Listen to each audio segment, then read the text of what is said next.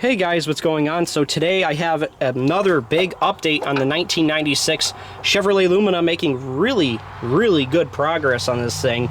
It's only a couple days after I made, actually it's only a day after I made the video about the wiring and electrical on these cars.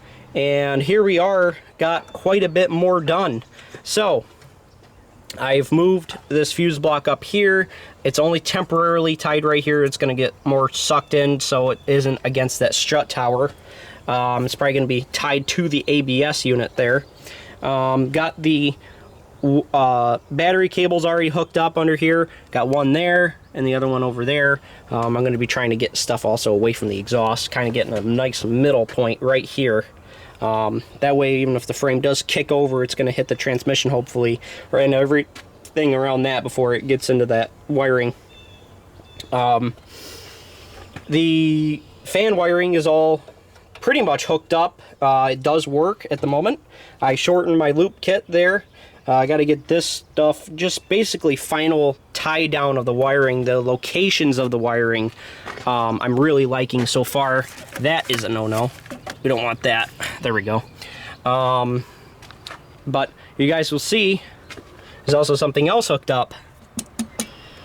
That's right, some progress has been made inside the car too. You guys can see here, this frame rail is completely bare wiring. That's exactly what you want. No wiring at all. And that's great news for this side of the car. This side, well, it's always the busy section over here, as you guys have seen in the past over and over again on these W bodies for me. Inside the car, we got a cage and a gas tank in.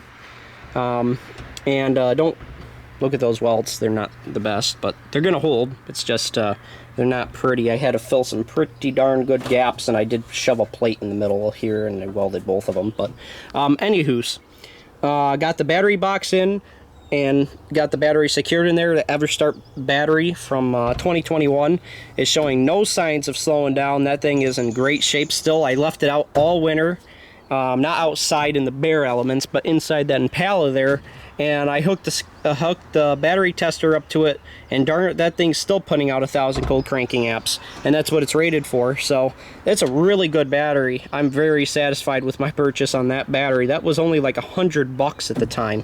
And man, am I happy with that purchase, especially with how much batteries cost nowadays.